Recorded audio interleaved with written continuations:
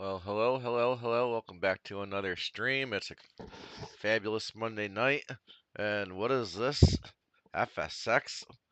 Yeah, we're back at FSX, y'all. I told, in a previous stream, I said I'd like to get back at FSX and show off, for example, the Pmdg 737NGX. And this is it, guys. This is the plane that started it all, started a lot of things. I will say it's definitely been said that when PMDG dropped this plane in the Microsoft Flight Simulator X, they set the bar, and indeed they set the bar pretty high. Um, until this plane came out, yeah, I mean, there was some halfway decent planes available, but I mean, graphic-wise, systems-wise, they were for the most part all just kind of basic, nothing special with the graphics. The planes looked like, the way they should look, but I mean, what they were able to accomplish in this plane was magnificent. Um, so my goal was to, you know, let's go back to FSX. Let's take a look and see what this plane looked like back then. Um, what did it have inside the plane? How similar did what we have all the way back then in FSX to compared to what we have now in Microsoft 2020? Um, And another thing to note, when this plane dropped, I can't necessarily say Zebo was around or not. I just don't know. I don't really think what it was because I don't think another sim, if I recall correctly, this is going back a long time, everybody. But I don't think Zebo was around. And I want to say the rumor was that because of this plane, and I do believe it was said, X plane did not have this plane when this plane dropped. That's how Zebo came to be, and I'm glad Zebo's around. It's an awesome plane, and the funny thing is, there back then between PMDG and Zebo, there was a war going on between which plane was better. And the funny thing is, if we could all recall all recent conversations when the 2020 version was getting released before and after, everybody's asking all the streamers, well, which plane is better, Zebo or PMDG? Well, I'm not I just want to throw it out there because I think it's funny that we're having the same debate now as we did back then. Um, it's kind of funny that way. But I will note, I bought the plane either the night it released or perhaps the day after. I can't remember how that worked out. But if I go back to PMDG's website, according to their store, unless something got changed or modified, this I purchased this plane August 4th of 2011. It's a funny time back then because around about that time, smartphones the way we know them nowadays, I hesitate to think that smartphones are around. I mean, one thing I think I can fairly definitely say is a good portion of people were still using flip phones and brick phones, and I don't even think tablets were even a thing when this plane dropped. Um, if tablets were out at all, Apple might have just been getting ready to release their first ever iPad. And even then, I mean, what those iPads cost when they first dropped, I mean, you can hardly say that every family had one. Um, I mean, Android wasn't even really a thing at that point, 2011. But I will say shortly after this plane dropped back in 2011, it didn't take very long for the iPhone and eventually the Android phones to be and come around. And, I want to say in a very short period of time, by the time even 2015 came around, I mean, tablets were a common thing. Smartphones were getting to be the normal common thing. It's crazy to think about what we had back then, you know. And one of the things I wanted to show off because there's also the conversation about, well, why didn't we have a tablet at the launch? And, like me, I would have said if I was streaming back when this plane Microsoft 2020 released, I would have said the same thing. Well, I mean, a tablet's nice to have, but it's not needed. And, this plane is evidence why. When this plane dropped, pilots were still carrying large briefcases full of charts. Tablets were definitely not really around. Um, at this point in time.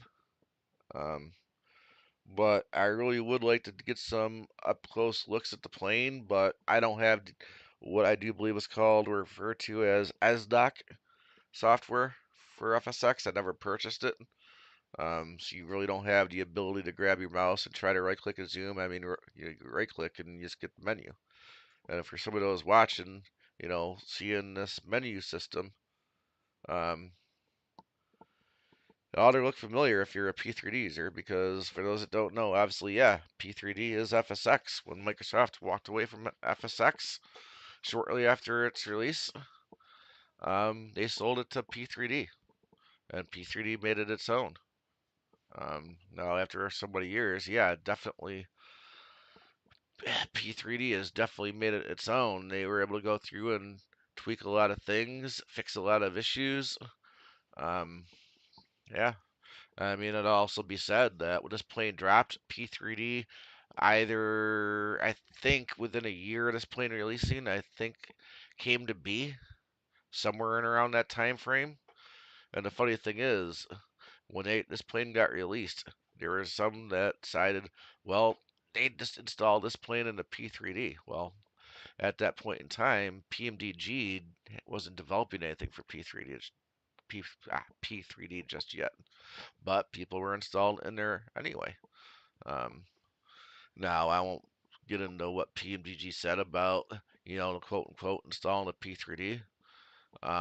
But I will say, back at that point, I think it bought for FSX would install the P3D. I don't know if that type of thing still happened, is able to be done now, as much as P3D has changed and modified, the game at its base to do the things that they did.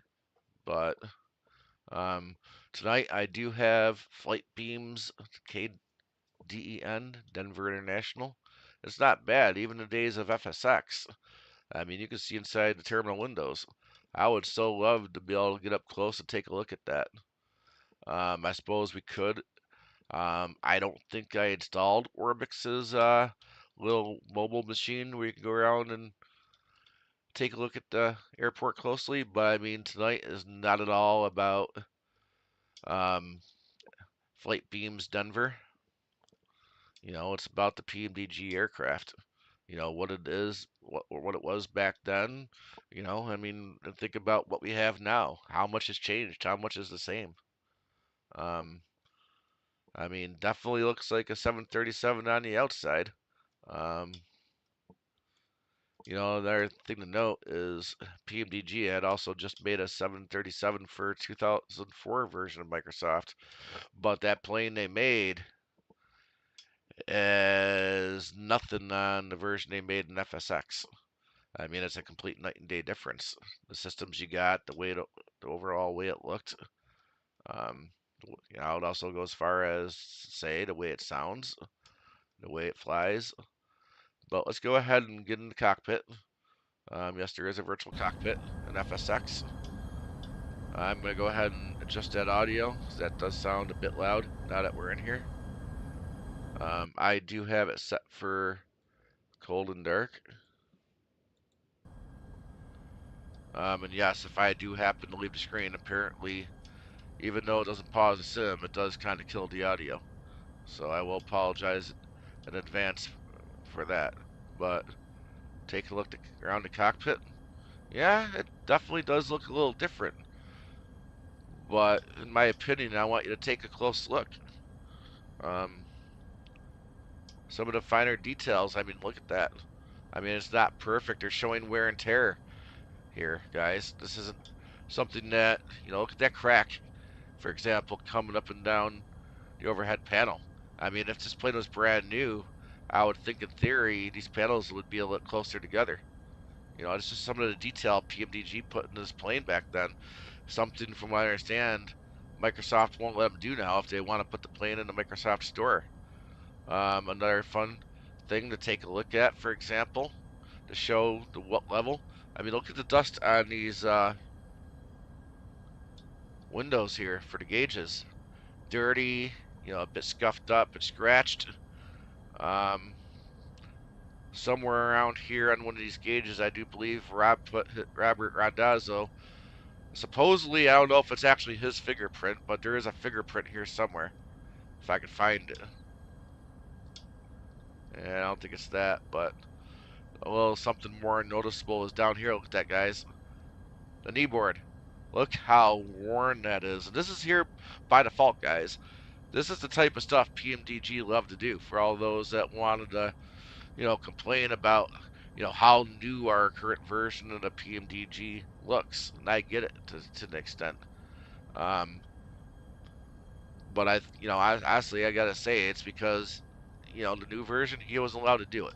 And I do believe it was something to do with the rules Microsoft had set forward to have the plane sold through the marketplace, which is too bad because this right here is stuff like this that we would have been able to expect in the new version, where you actually see some decent wear and tear. Um, Even down there at the floorboard, it's dirty, stuff on the ground. Um,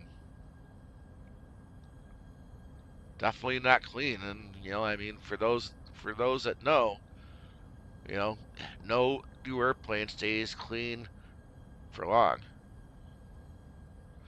But everything's here. Everything works. Every switch, just like you'd expect, just like in the current day version. Um, even back then, admittedly, um, circuit breakers are not clickable, but there are some things that are, if you hunt around and find them. And no, you cannot open the cockpit door either in this version. Um, One thing I will say is funny, at least in the FSX version, you can still open up and lock and unlock the cockpit door. I mean, to be fair, when the 2020 version released, you were able to do that, but for some reason, they changed it. You can't even touch the switch to simulate it. Look at that dirt, guys. I mean, they definitely simulated this plane not to be brand new and clean. I mean, it's dirty. I mean, look at the dirt and cracks there. I mean, that's what I meant about setting the bar, guys. Um, I mean, look at that. Now, not that I want to start a war, but this detail.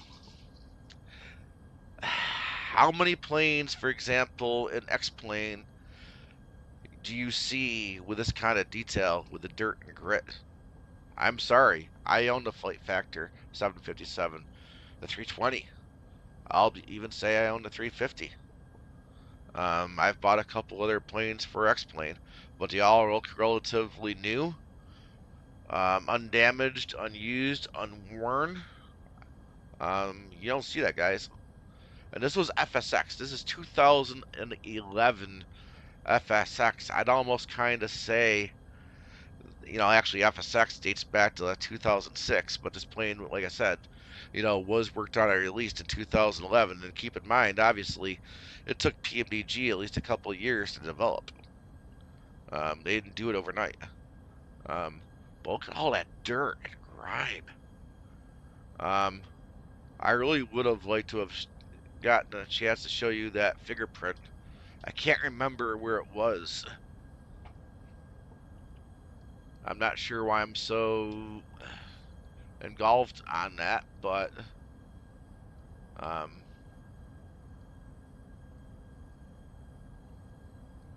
I guess I just kind of thought it was kind of cool. I mean, I suppose I'm not seeing it.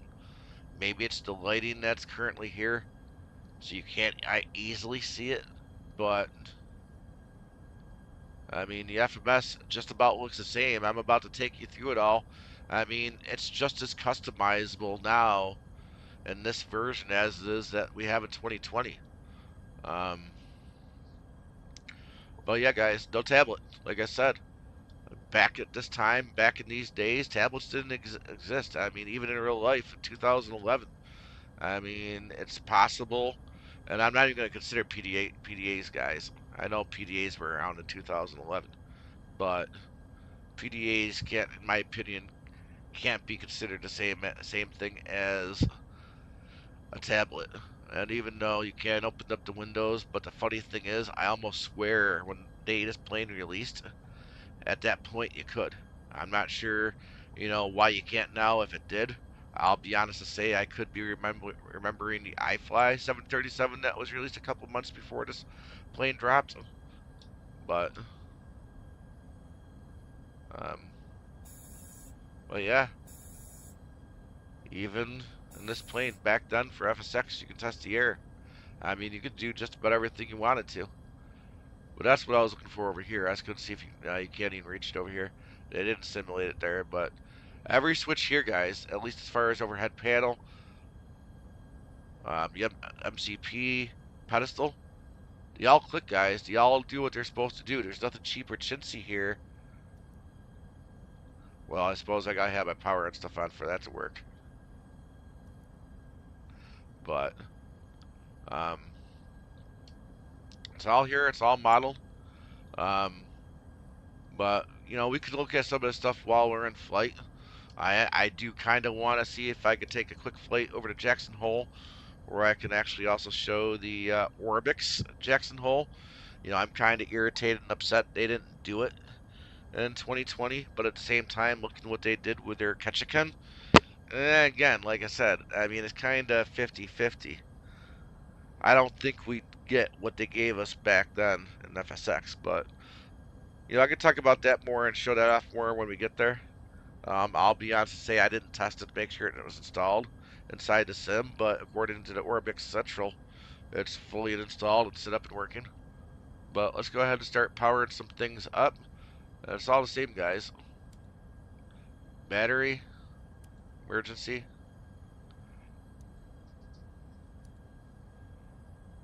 Go ahead and turn the external power on.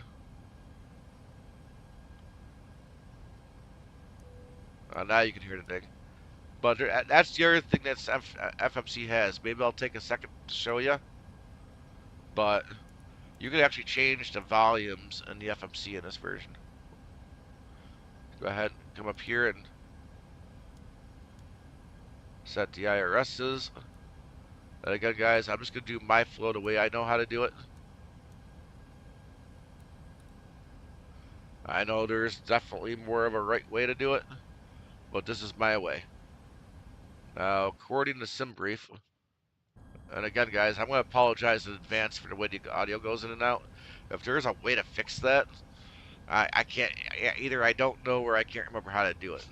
But we're going to be flying at 30,000 feet.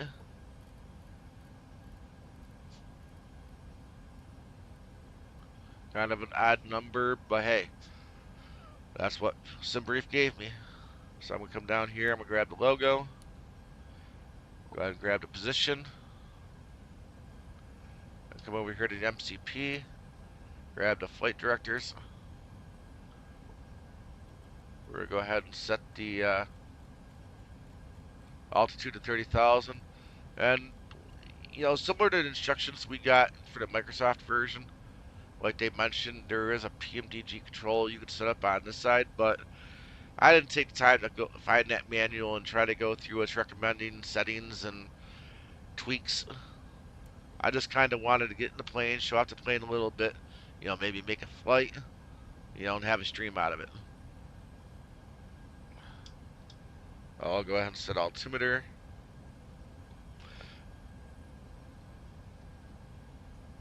Some of the lights are already on, but here's something.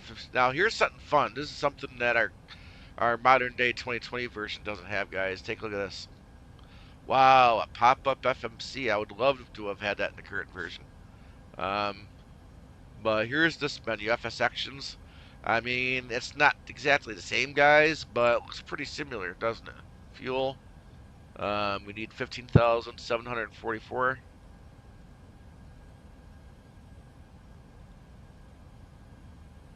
Pretty darn similar. And then we're looking for a zero weight of 132.6.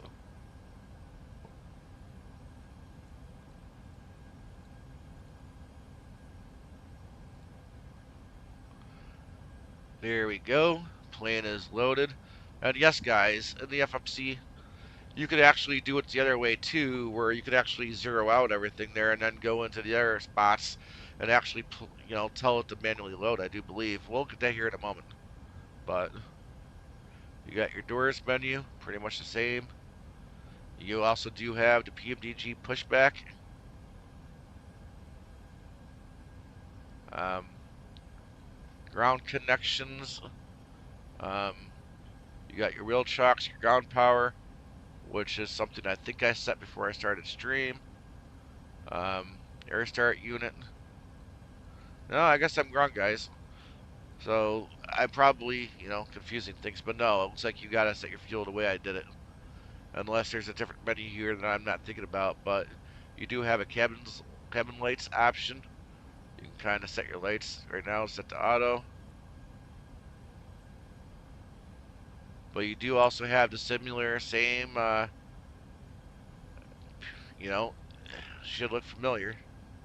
While I'm here, I will grab the Honeywell, set it to Collins. And I didn't set this up in advance, guys. I kind of wanted to show it off. It does have the HGS installed. I guess I'll turn it on at the moment right now, just so I can come up here and show it.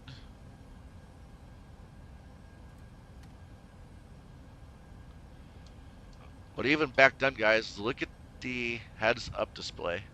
I mean, that looks pretty good, doesn't it? We can zoom out just a little bit. I mean, because of the way it's made, you're not going to see it shift side to side. I suppose if you had the SDoc software, or even if you had the eye tracker, you might be able to see that shift around the glass a little bit. Look how clear, and crisp and clear and great that looks.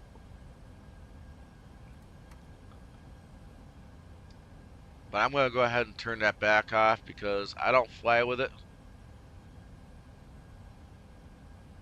I'm going to turn that back off.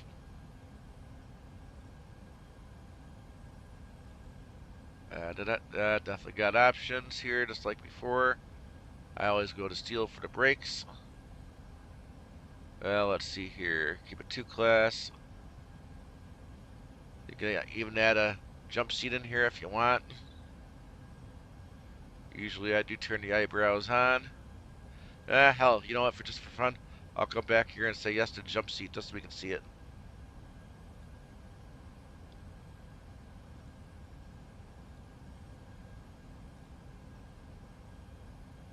Do the water just like before. And there we go. There's one more thing I at least want to find. Or 2 things I want to make sure I have. That is the round arcs and the fuel display.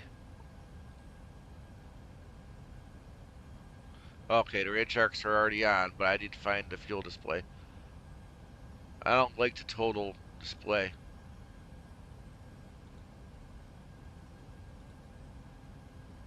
And it had to be on the last page on this version. There we go, I got my circles back. I'd rather have the circles, guys. It's what I prefer. Alright, so let's go ahead and I did update the ARAC, so we're up to date there, so it doesn't yell at me. So we are at Denver.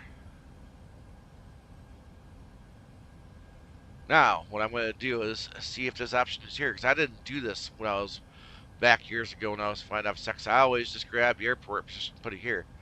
But let's see. Yep, it does have page 2. Grab the actual GPS and put it in there, guys. How about that? Let's go ahead and go to route. Now the other thing this plane obviously doesn't have is sim brief.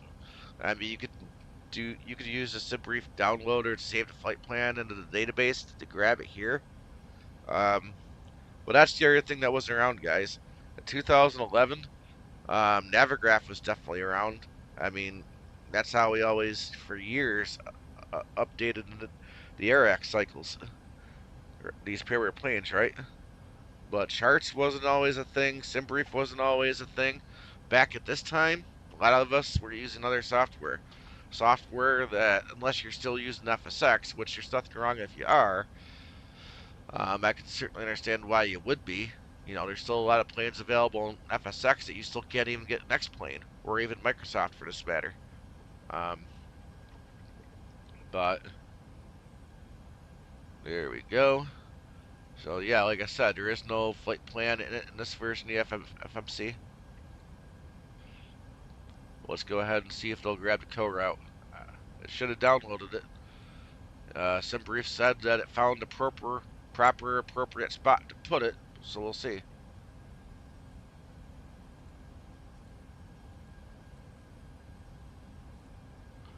Ah, I found it. Awesome. So tonight we're going to be United 2425.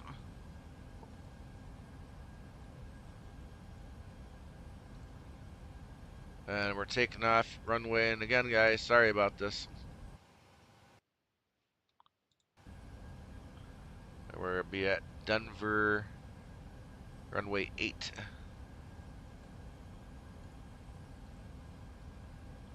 Activate it. There we go. Go departure arrive. We're going for Dorth 1. I wonder if that's short for Dorothy.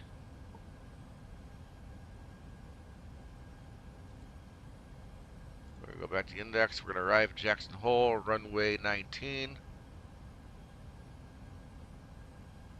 We'll do the token arrival. Do the legs. I always check for this, guys. Always. Token.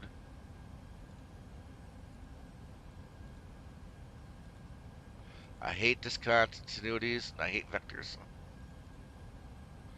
Alright, we'll go back to route. We're going to do per finite.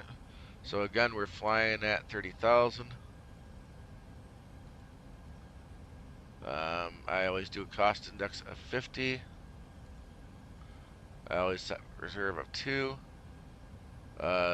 Should be 132.6. Oops. And then fuel was 15.7.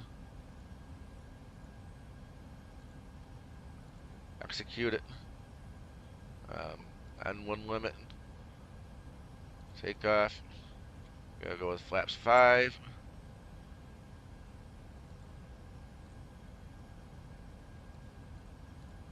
And some of this, guys, is kind of simplified, but you know, it's kind of the same way in the modern version if you think about it and if you used it.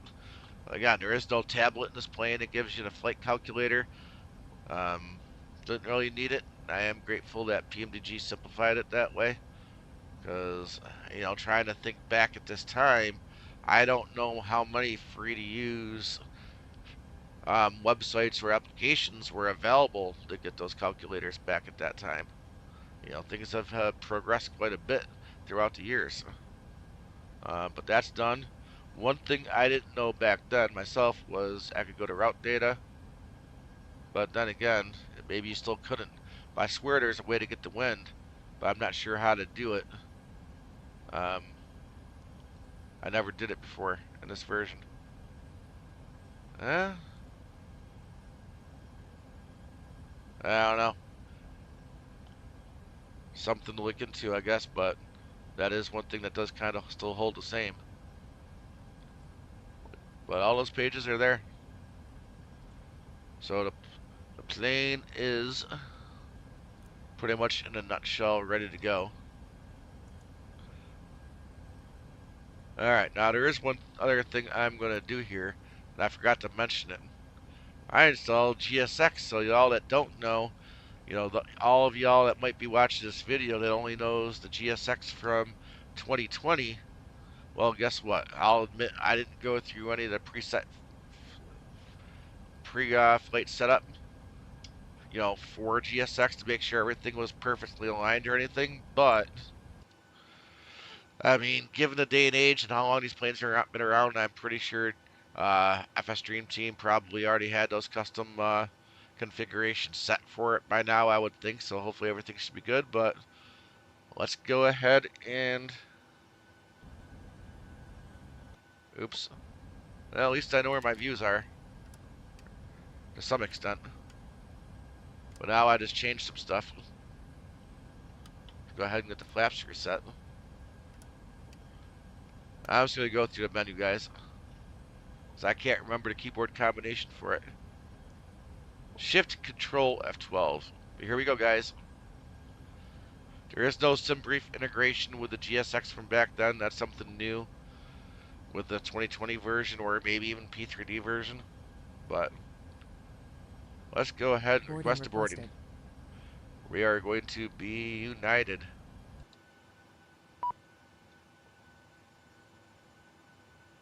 Remember to operate the jetway. Yeah, how do you do that? Well, if I say think like the old Pmdg, maybe I got the option here. Oh, that's right. FSX. There are no passenger stairs. You will not see passengers visually.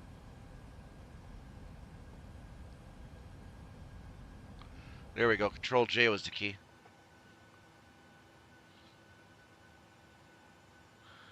There it goes. It connects. Oh, you mean it didn't have that option back then? Yep, guys. Well, here we go. Here's another thing we got to use the FMC for.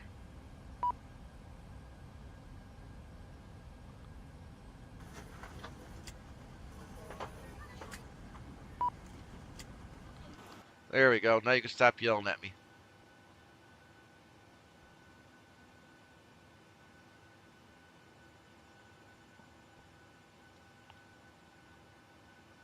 Yep, but yeah, guys, look at that. Even back in the days of FSX, we had moving animated people.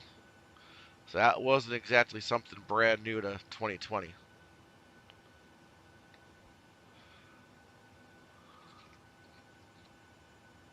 Now, also keep one thing in mind, guys, limitations of FSX. Um, I don't think FSX really had any ability at all to use anything with PBR in it. I could be wrong. But Pmdg and everybody did definitely do what they could as far as what they could for any of the texturing and colors. I don't think there would be an 8K or a 4K livery anything for any of these planes available.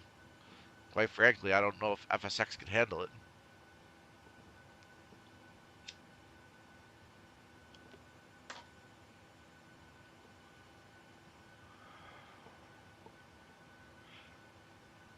Now, normally this is something I would have done um, while we were setting up the plane. But I just kind of thought it would be cool for us to, you know, take the chance and opportunity to, you know, see what FS or GSX was all about back then in the days of FSX and P3D.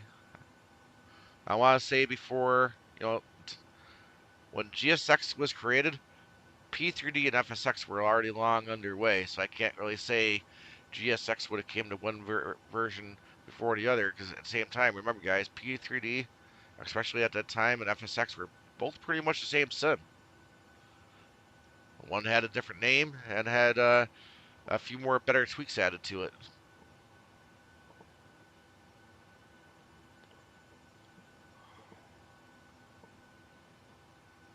But also one thing I wanted to mention, I don't think you can see it on my screen, so I'm going to see if I can open it up. But I want you guys to see, you know, with GSX running, the Pmdg being here at a FLIGHTBEAM Denver, what these frames are.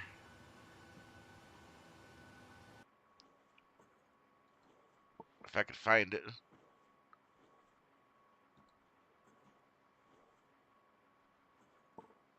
There we go. Let me open up frame view. Sorry about the ding, guys.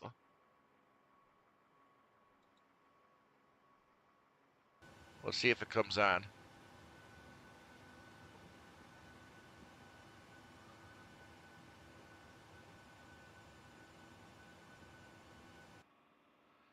And it's not coming on. I don't know if it's just not able to put the um, overlay into FSX for some reason, but I kid you not. And I gotta say, back there at 2006, 2011, when this plane came out, I want to say pretty much everybody was struggling to get, a consistent 30 frames or more a second for the frame rate. At the end of the day, FSX was only ever written to be a 32-bit piece of software. Didn't really even seem to matter necessarily if you were running on a 64-bit version of Windows, which at the time, would have been Windows XP. Um, and for those that didn't realize it, yeah, there actually was a 64-bit version of XP. It's just, you know, not that many people at the time had a 64-bit computer to be able to run, obviously, the 64-bit version of XP. But I would have to say 64-bit probably wasn't more common until Vista came along, which Vista was probably one of Microsoft's biggest mistakes. Windows 7 was the best. It was stable, it did everything, it had all the customization, everything you wanted to do in the world. Um,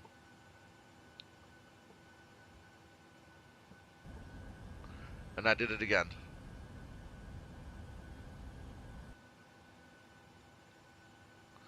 And I'm so tempted to keep hitting my right mouse button to pan around. You can't do that.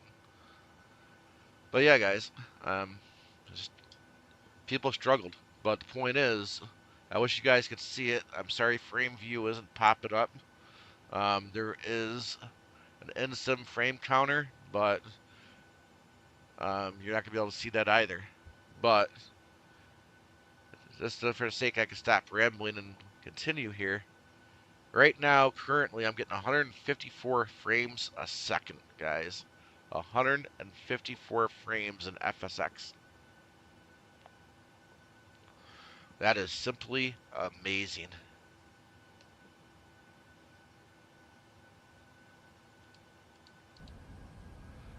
Alright, so I do believe GSX is done loading.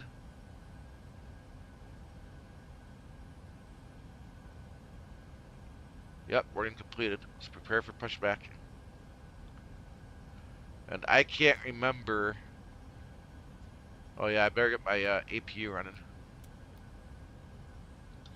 I can't remember if in this version there was ever any kind of a pre-planned pushback or not.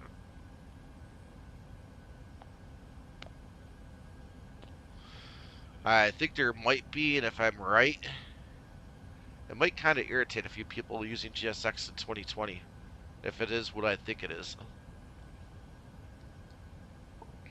The fact that there's also FSX within 2020 that they weren't able to make what I think is about to happen.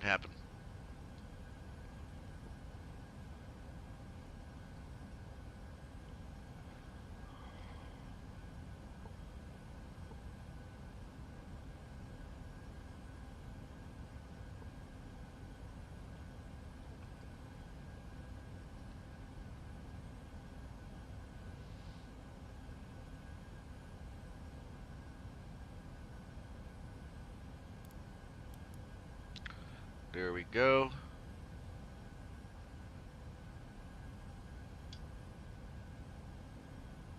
Let's go ahead and close our alert doors while we're here in this menu. And I went out too far.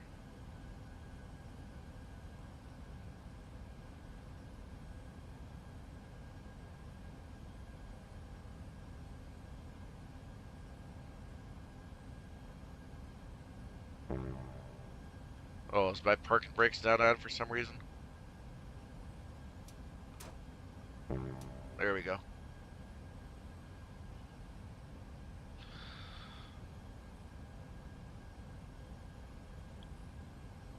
It just occurred to me, guys. I don't think I've heard anything of GSX. Let me check the audio.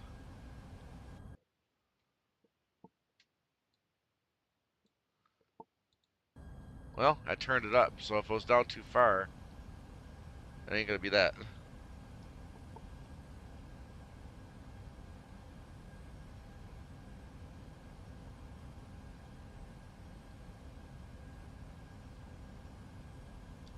Well, guys, I'm frozen. Don't know what it is I did, other than try to release the jetway, but there we go.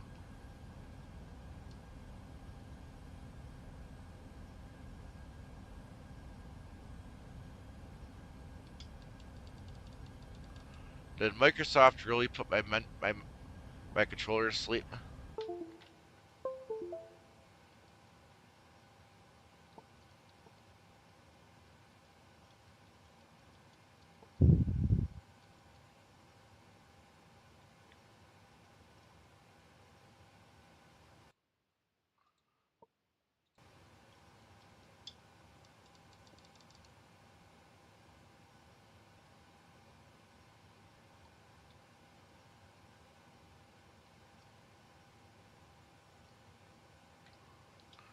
Yeah.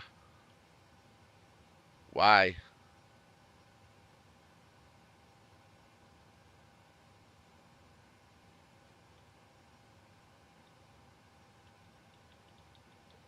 What did I do?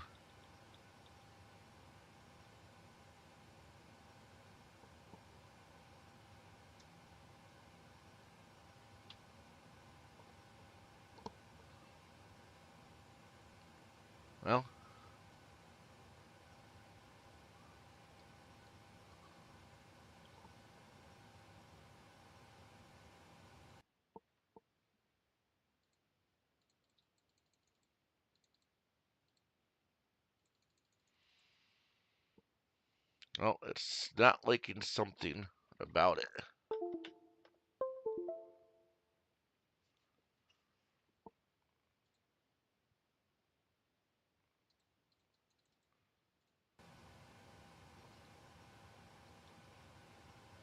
Well, guys, I'm sorry to say, I don't know why it did what it did. I don't know if it put my controllers to sleep, what it did, but all my controllers are obviously dead. So I'm gonna put the B right back on, guys. Luckily, it doesn't take any time to really at all reload the sim. So I'm gonna put the B right back on, guys.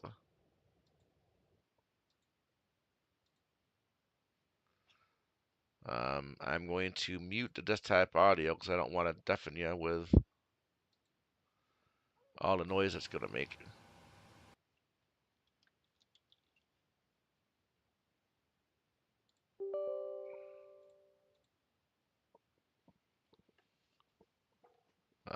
I suppose since you don't have to sit here and listen to me talk, what I can do is,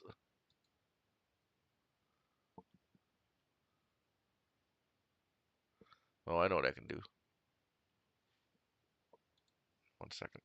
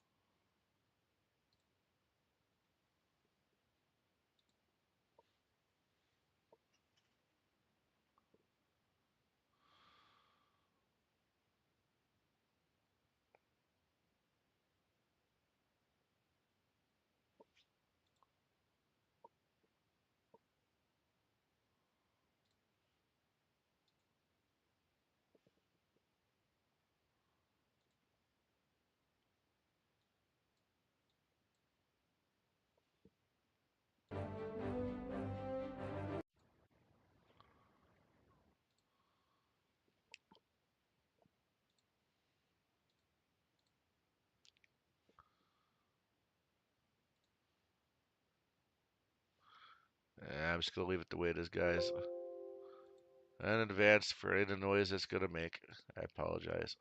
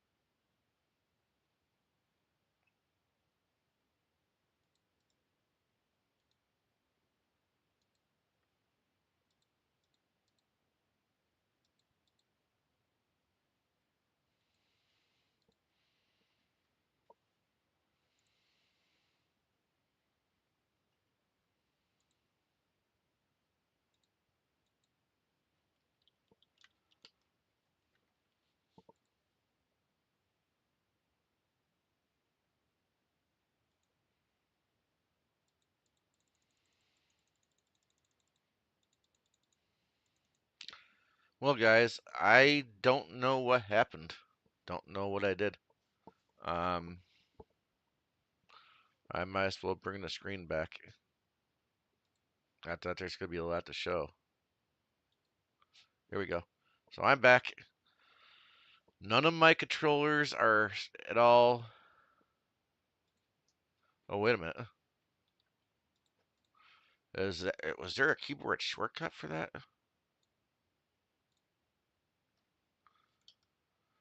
I wonder if I could have hit that. And I didn't have to actually reload everything. Alright, so this is going to be the quickest setup in the world.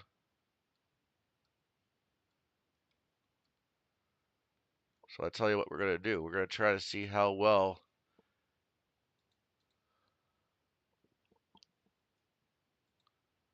even back then.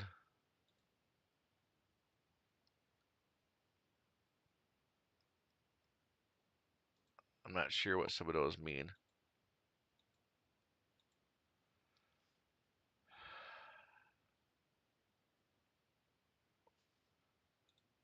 Yeah, let's see what short means.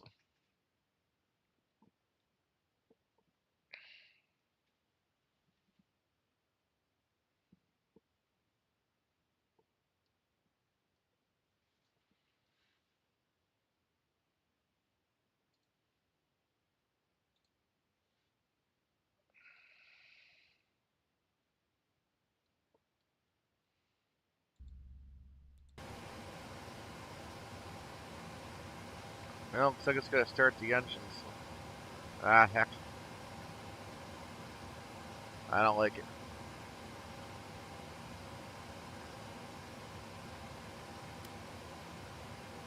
I'd rather just set it up the way it ought to be.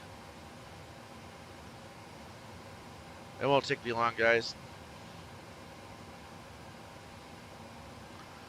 We don't even have to wait for the IRSs to align.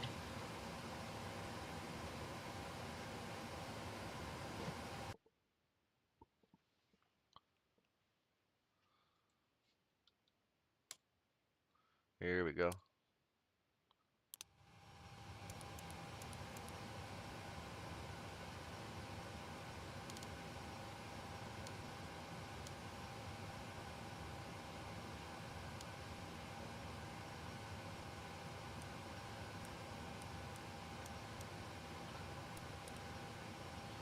But I've been out of this sim for a really long time. I'm sure a good portion of us have.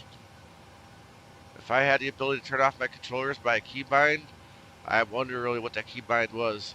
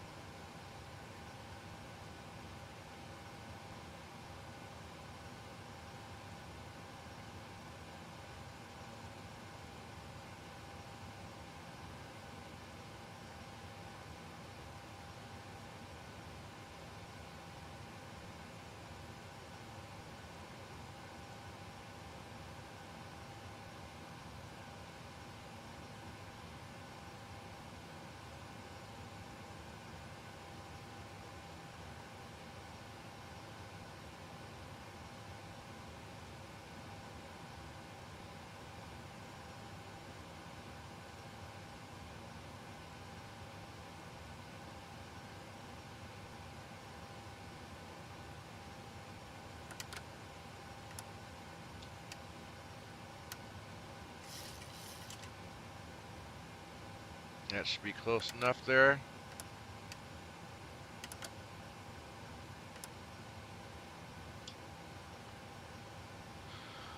Alright, I think that ought to do it, guys. It's at least close enough.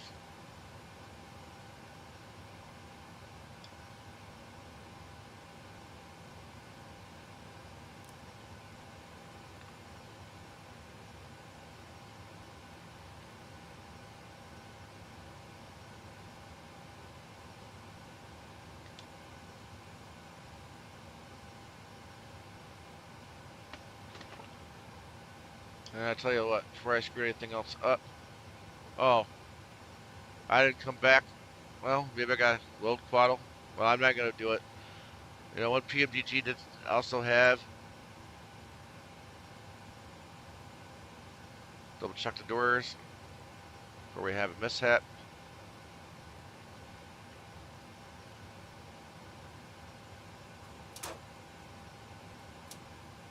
Parking brake set.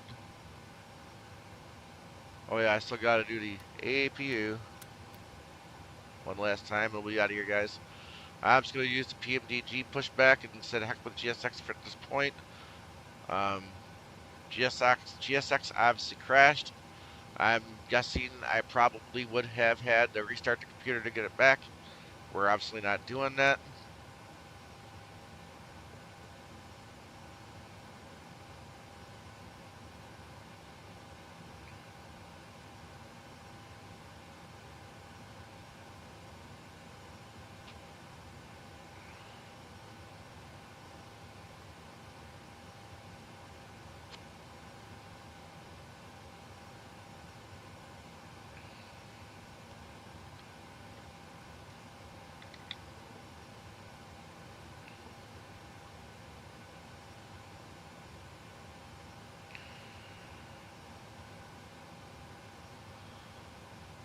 I'm so tempted to want to grab my scroll wheel and try to zoom in and out, but you can't.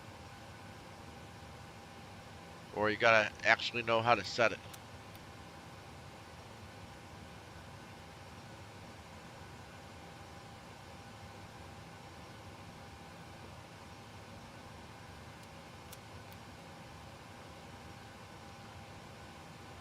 Alright, APU, come on. You usually start right up, or I don't know if I'm just impatient or what. There it goes. All we're really waiting on is that. So I can disconnect my ground power and remove the chocks and do the pushback.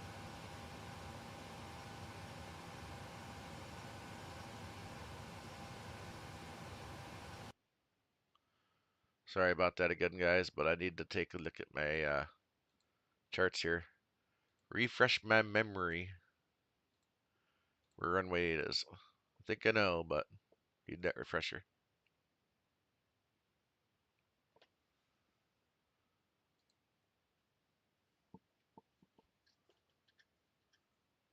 Aw, some link's not running for some reason. Yeah, well, I know I'm pretty much where I'm parked, and runway 8 is where I remember it to be.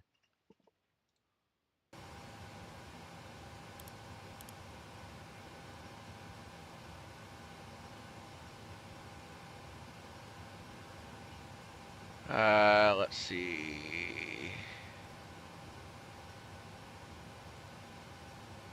Alright, so if nose is left, tail goes right. So we'll do that.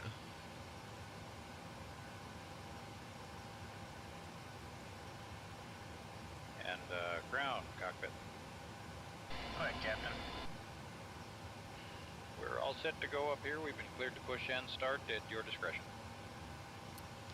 Remember the yaw dampers. Ready for push. Power and air. Everything else should be set. Ready for pushback. Please parking brake, please.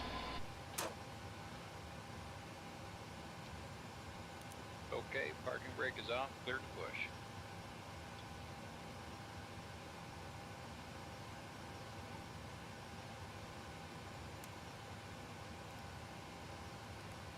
Brakes off. Here we go. Alright, let's go ahead and light up number 2.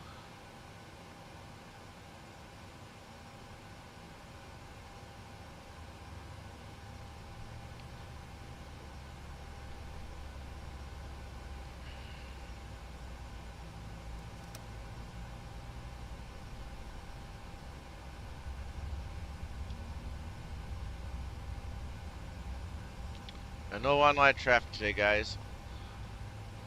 Yeah, that is one of the things I did purchase. Yeah, I could have repaired that and brought the default traffic back, but who wants to look at Microsoft AI traffic from FSX without any actual real world deliveries in it?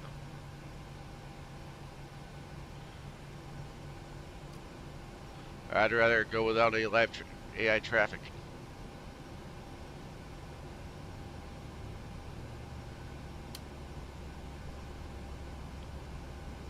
And for those of y'all that like sounds, well, we definitely got some sounds here.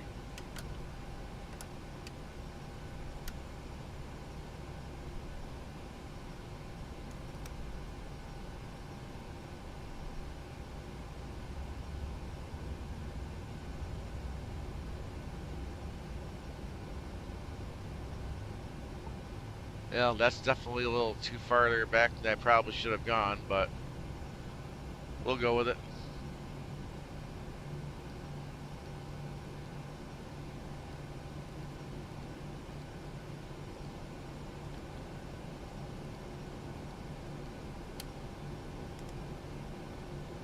Trying to remember how to get that one screen on. Oh, I just had it on. I forgot. When you pop it out, it disappears there. Let's go ahead and get the generators on. We can kill the APU. This is complete. Set parking brake, please. Grab the parking brake. And pressure's normal. Okay, sir. Tow bar is off. Pin is out. Watch for the pin on the right. Alright, guys, thanks. You're cleared to disconnect. We will be watching I've got for the the pin beacons. and the release from guidance on the right side of the airplane, and we'll see you guys next time through. Roger that. Have a good flight.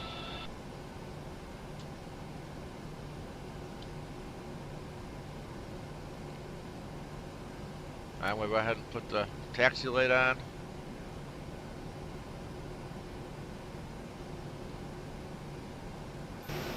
We should be good to go. Yep, no tug. So remember, get the TCAS. Suppose we could do the system test. Another thing I want to kind of look at, and I hope I can remember how to do it, y'all. But this plane has something that our current modern day 2021 doesn't have. Is, well, it's got working weather. I just don't, honestly, I'll be honest and say I don't know if I can remember how to do it.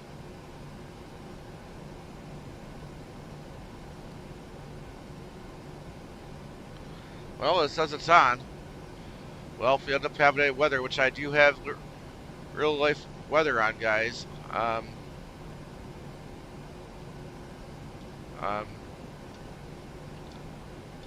Maybe we'll see it in action. Let's go ahead and put flaps 5. Let's go ahead and make sure we put our auto brakes to RTO. I'll check the flaps in a minute. Let's go. And let me, guys, that is sounding a little loud, so I'm going to turn that volume down just a little bit.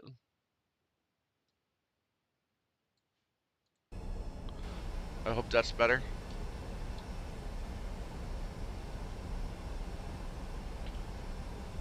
And no, I could be wrong, but I do not believe FSX actually has a setting for a nose wheel tiller, so it was definitely you're steering with your other pedals.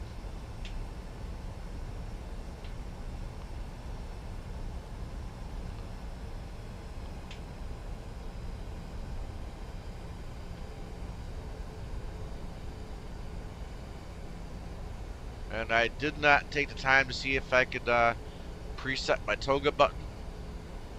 So I'll have to see if I can remember how to find it. But I do believe, like the 2020 version, they did put a quick spot in. Same similar spot.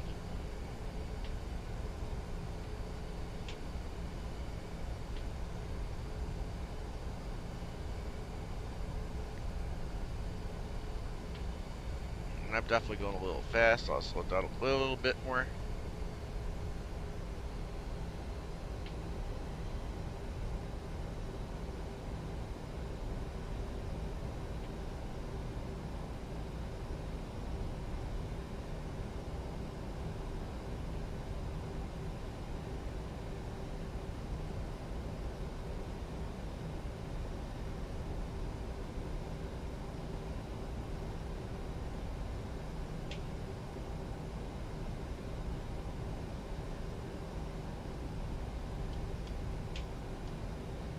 Oops, a little too far.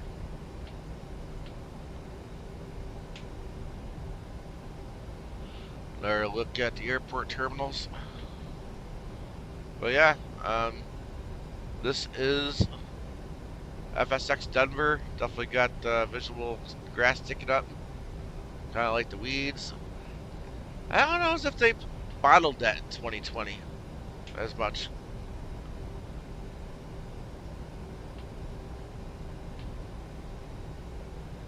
Huh. That must have been a static model they put in.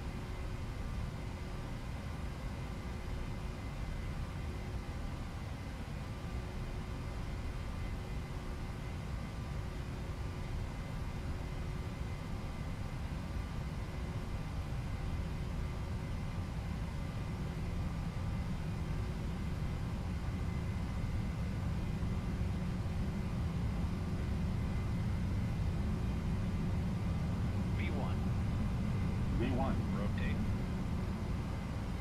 V2.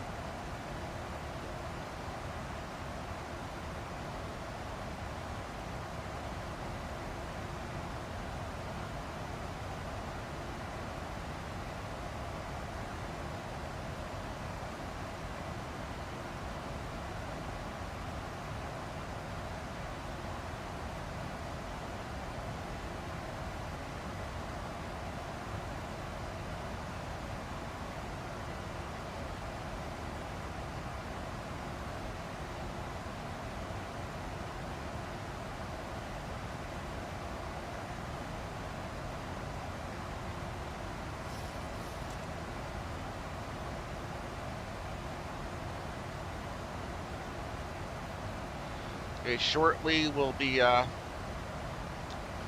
reaching 15,000 feet, and I'll kill the landing lights.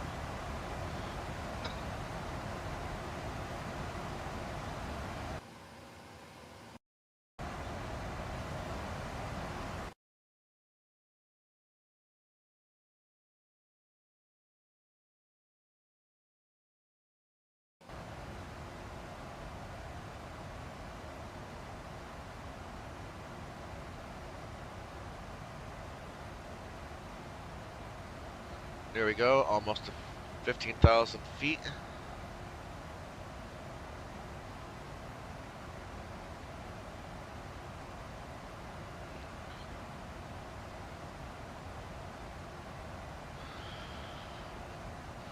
There we go, 15,000 reached. Let's go ahead and just so you guys know, There should be a, well, this version you can right click, but the Microsoft version, if you move your mouse like right over here, and you're using the version with the bar and the classic style landing lights, click right here. It'll lift them all up.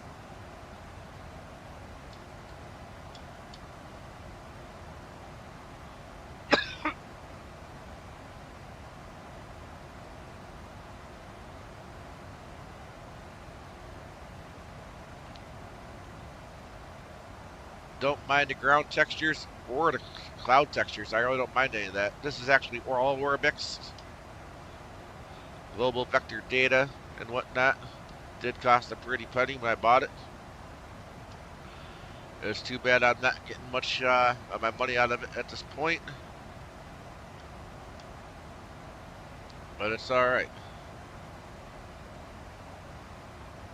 Let's go ahead and go standard. Now this isn't exactly photogrammetry, but definitely is a vast improvement.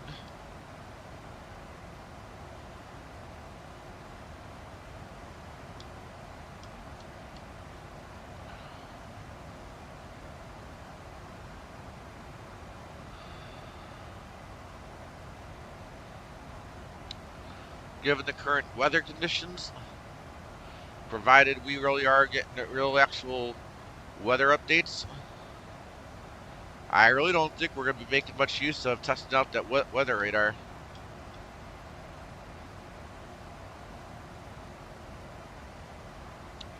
But hey guys, I haven't had dinner yet tonight.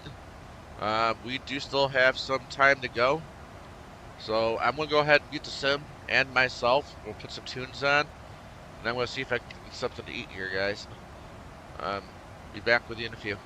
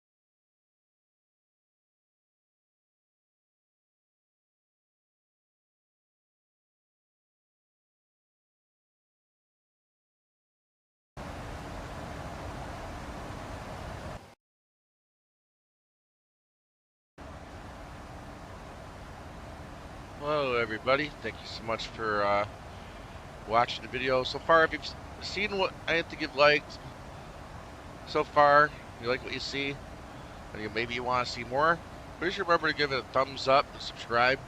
The more thumbs ups I get and subscriptions I get, the less music I'm going to end up playing for y'all. I really would like to have those conversations about this, that, or the other. I really don't mind. I will have to honestly say that we would have to stay away from politics or religion. Even to some extent, what's going on around us these days in the world. But we can definitely have some fun and converse. This really is beautiful scenery. Do have to give some thanks to ORBX. I don't know as if the default sim would have looked this good.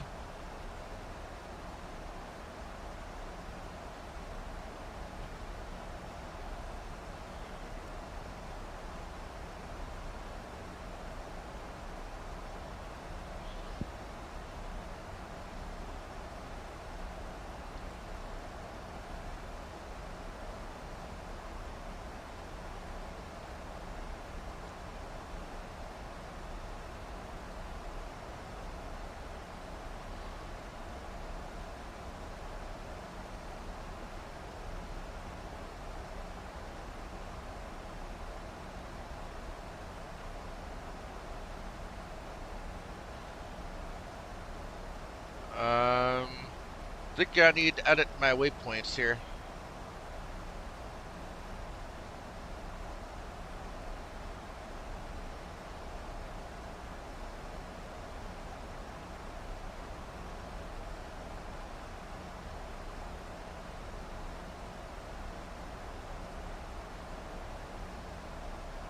Oh boy. Do I really need to vector myself in? Oh.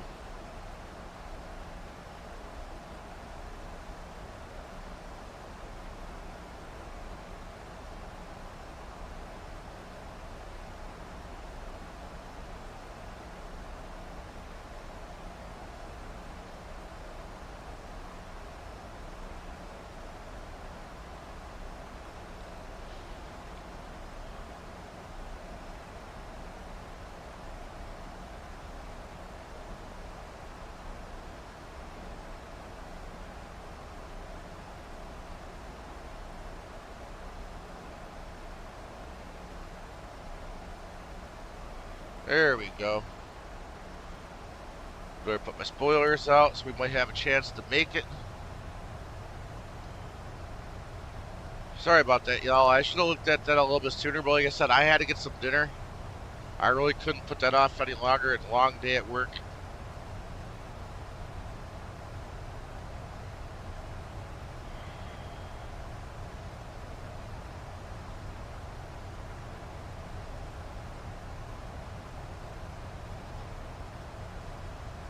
We'll really see if that is really unreachable or not. We'll see. I mean, we've only got 34 miles to go, so I mean, yeah, we probably won't.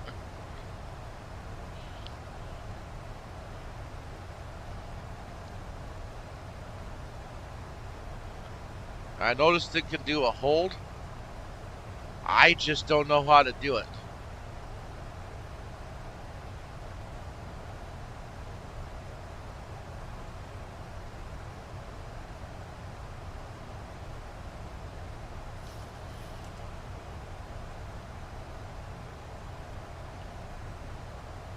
But man, that's gorgeous. And I'm guessing Jackson Hole is like right over in here, I'm guessing.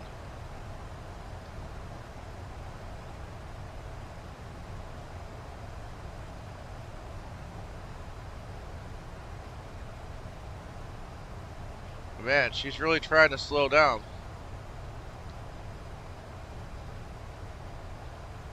Problem is, it's obviously cold, which reminds me, maybe I should have put my de-icers on.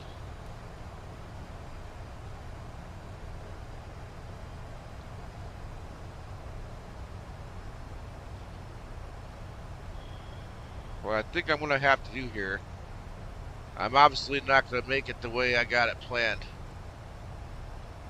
So what I'm going to try to do here is kind of vector us out this way a little bit. Give us some time to descend while watching terrain.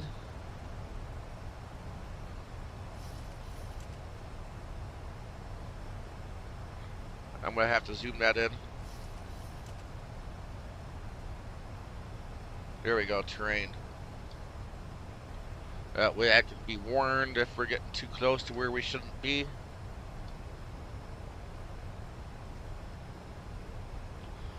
I suppose I can at least show that off to you guys. It's too bad I couldn't show off the working weather radar that this plane has. That is one thing that we are missing in Microsoft.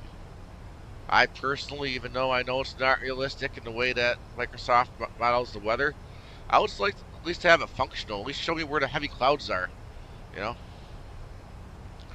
know, if we're paying attention to weather forecasts, we're using our exterior charts and whatnot. We kind of know where to generally stay away from and what the weather is generally going to be like, right? At least we can kind of simulate it. But without it working at all, you can't simulate it at all. Well, who knows? Maybe in 2024, maybe that's something that could be improved on.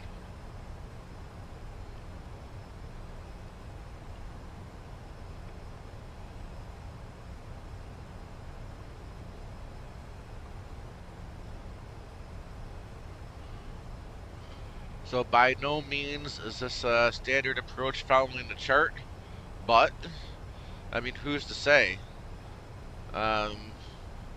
It's always possible ATC could vector you in a different way, depending on the various situation, right? I guess.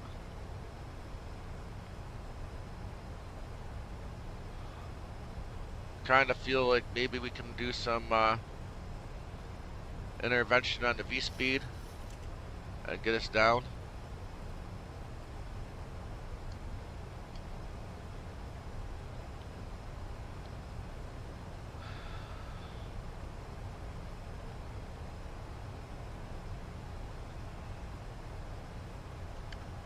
Not sure what's up with that spot right there, but doesn't look quite right. Maybe there's actually water there, and that's freezing up.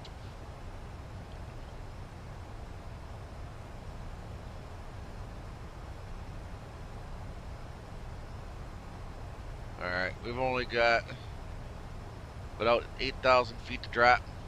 Let's go ahead and start turning this around.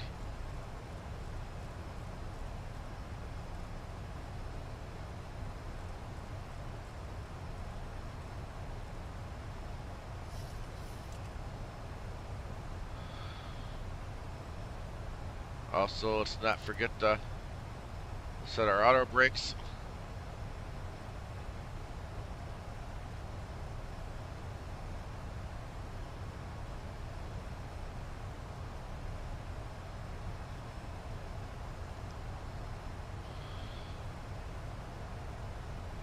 Hopefully we can get down in time, also slow down a bit.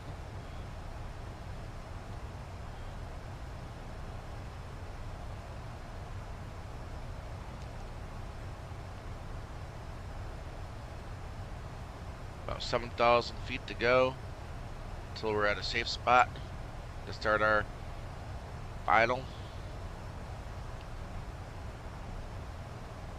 I would say now is probably as good as time as any to get the landing lights on.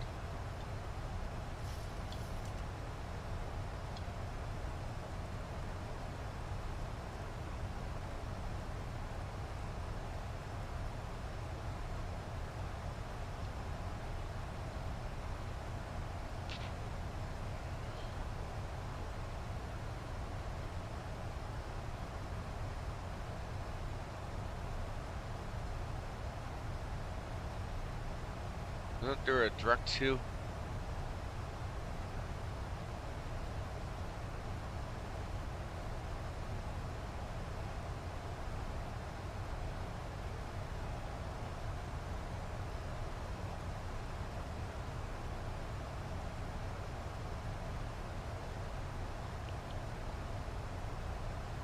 And I forgot. I gotta keep that V-speed going. Otherwise, I'm not gonna make it down in time.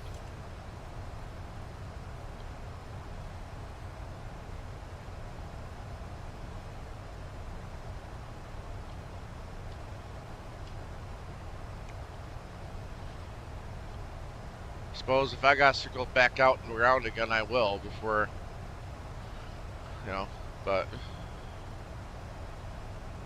we're so close.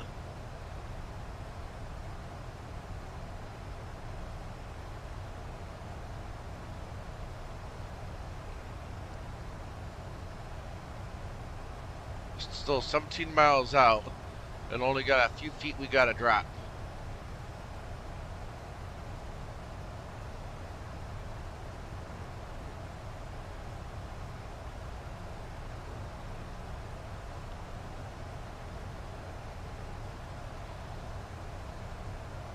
Yeah, I'm definitely speeding here, but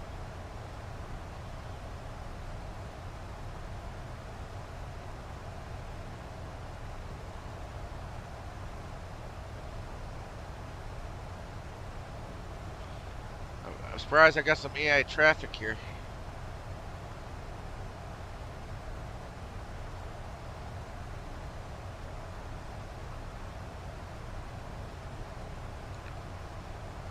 There we go, we're getting there.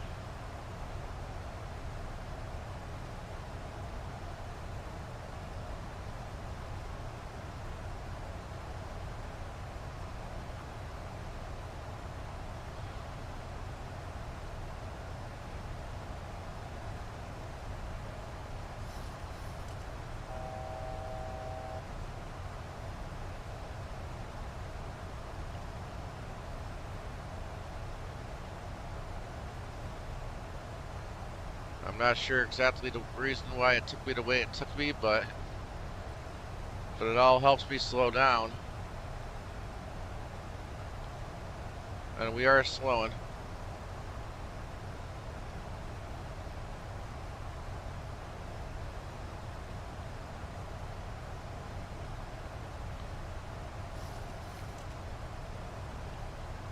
You know what?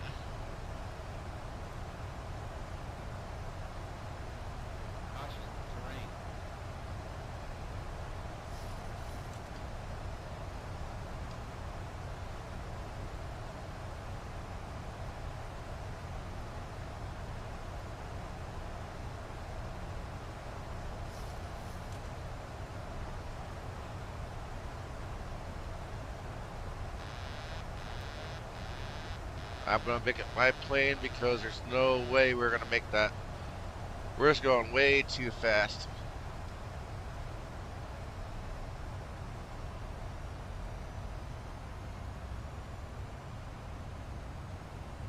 There we go. Got to slow down a little bit. We'll just kind of come out and around.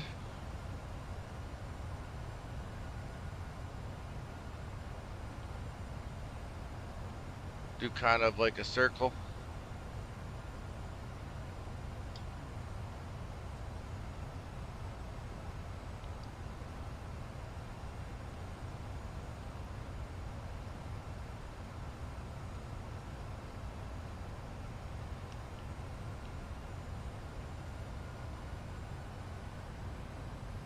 And caution terrain, Will Robinson, terrain.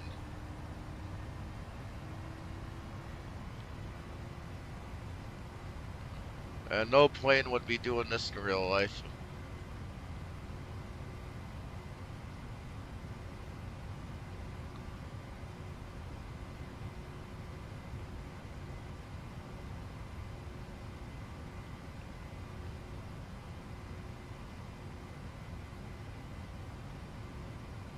But we're gonna make it.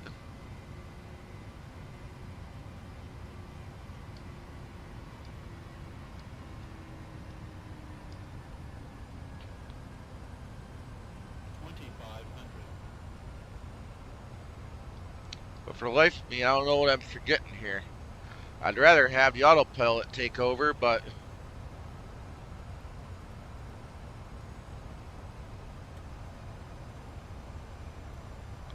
Here we go.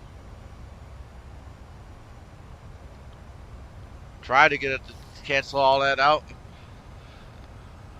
When I was on that final, it shouldn't have been.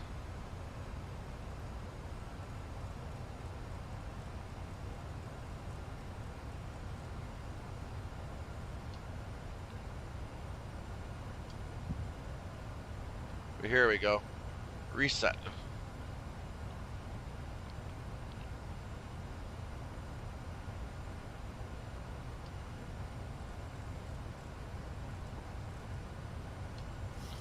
But I should have known better to A, check that route a little closer out, further out than when I got here, and we're trying to edit that last minute.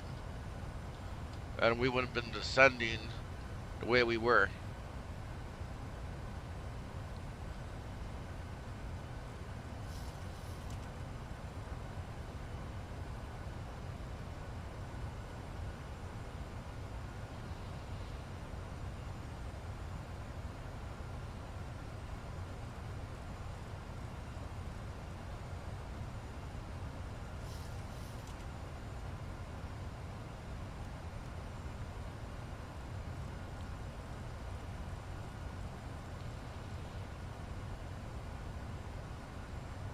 Go ahead and get my speed brakes back out, or back in.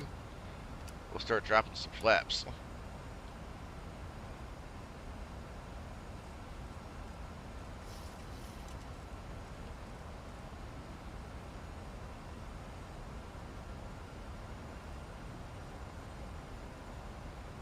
Yeah, I'll just use the V-speed.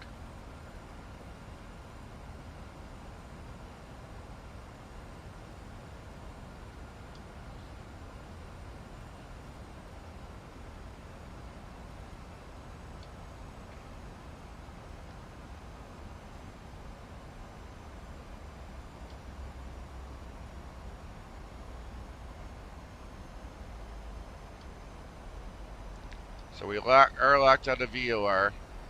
I'm definitely not where I'm supposed to be for the ILS.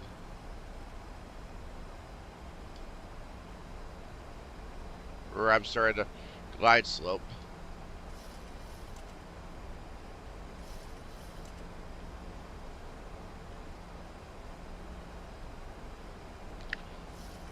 But we have some time to catch it. If not, I'll just kind of manually take this bird down myself.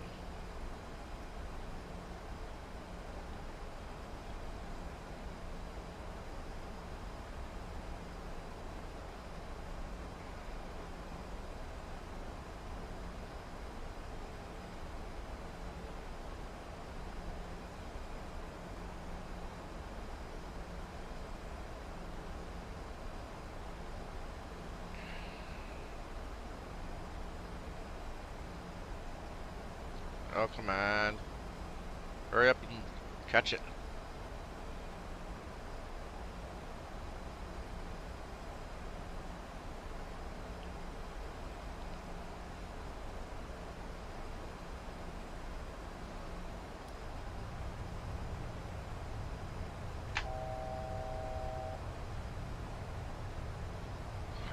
Oh, that's right.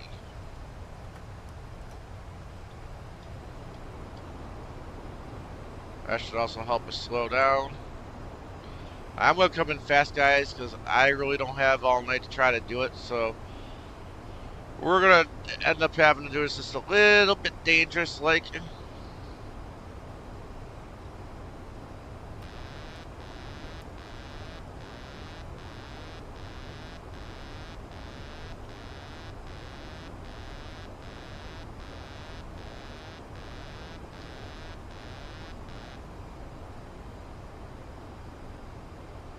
I'm gonna try and see if I can do this kind of circle to land type thing.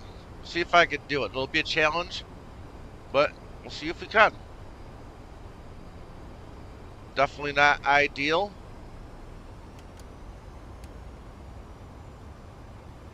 But we do what we gotta do, right?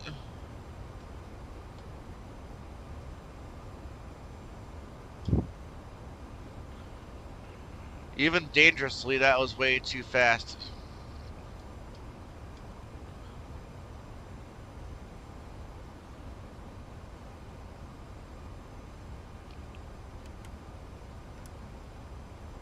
Try to see if I can trim her out just a little bit.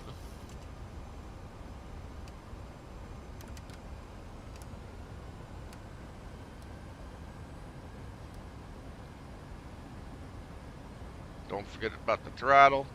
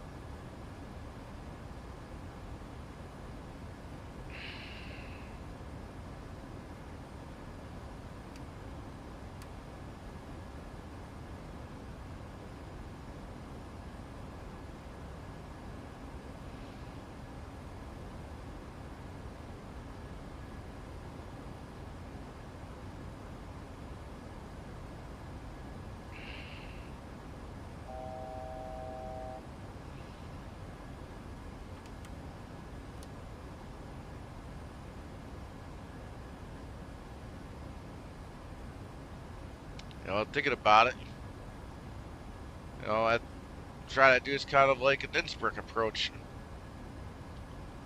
but from the other side.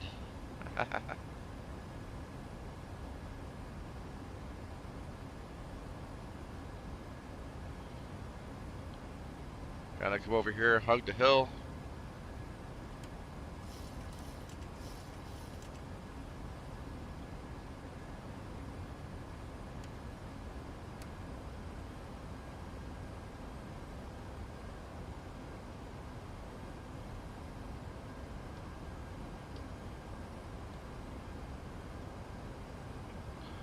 And I know my landing gear is still out, guys. It's just a pain to have to reach over and actually grab it without my lever working.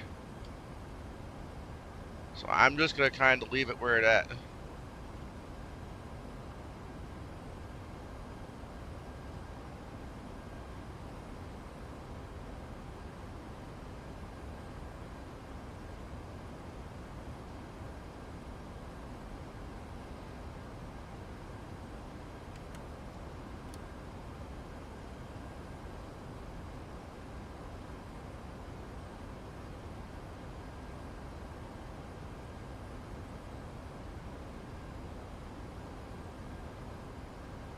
Definitely need to get a bit further away, I feel.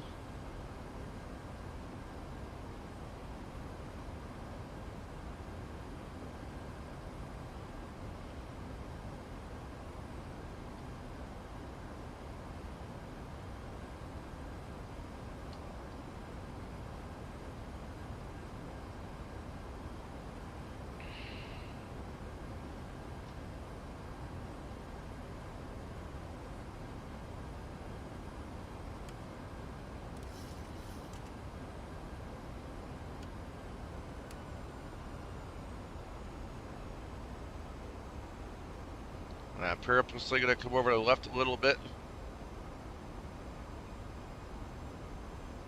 just to give me a bit more of a fighting chance to come all the way back out around and find it.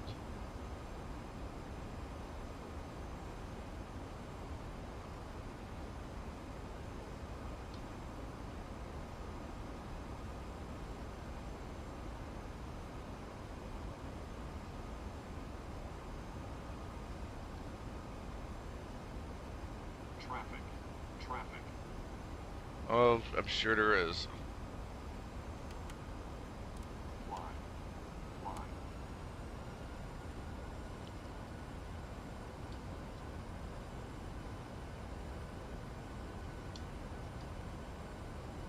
Clear of conflict. Bank angle. And it's a little too far.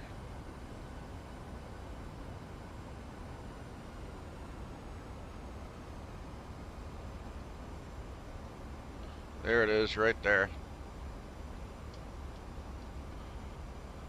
Alright, so we're definitely going to do this a lot safer than I was considering attempting.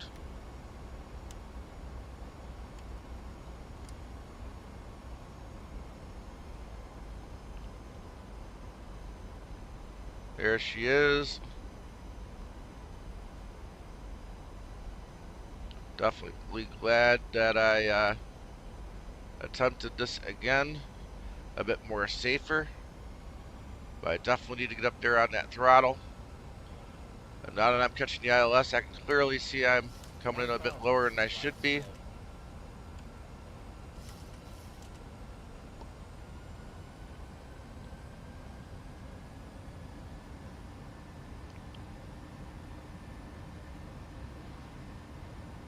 I'm definitely not quite as lined up on it either. But it's alright, we'll get it there. And a perfect time for my yoke to come loose.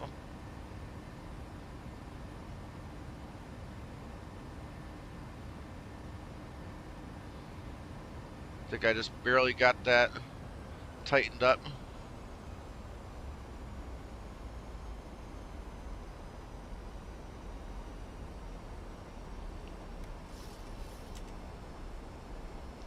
I'm high, but I'm going to take it, guys. We'll get it there.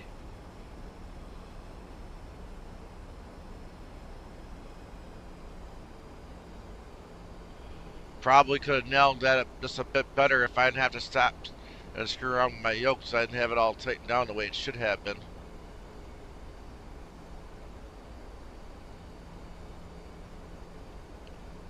That's alright, we got 2 white, 2 red.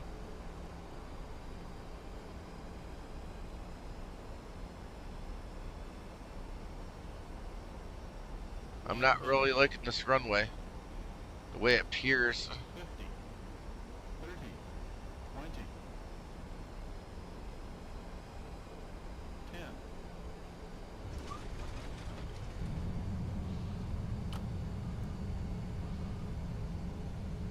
10. And I have no reversers.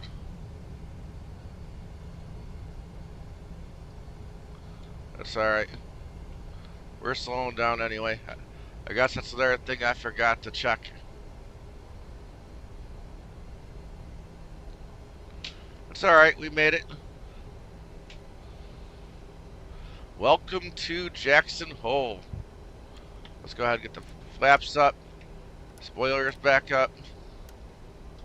Let's go ahead and kill the runway lights. We'll get the taxis. Go ahead and get the strobes off. Go ahead and start the APU. And we'll taxi to the gate.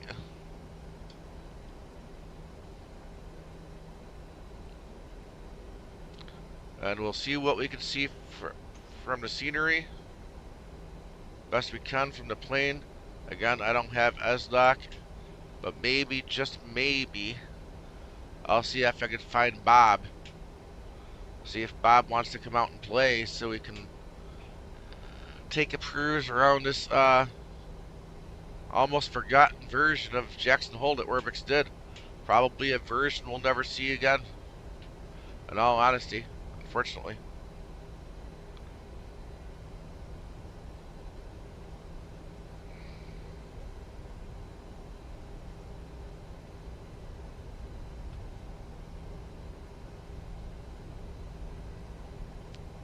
But yes, again, I will say it again, this is made by ORBX. And I guess I'll take this gate right here.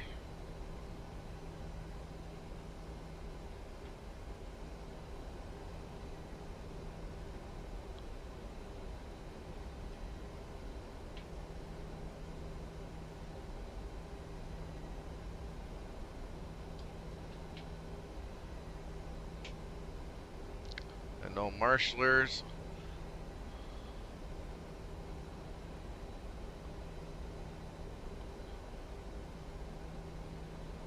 Alright, we're at the gate. Let's go ahead and start the parking brake. APUs are on. Of course, what I like to do, I always like to come into ground handling, set the chocks, get the ground power. I will set external, kill the APU, kill the lights.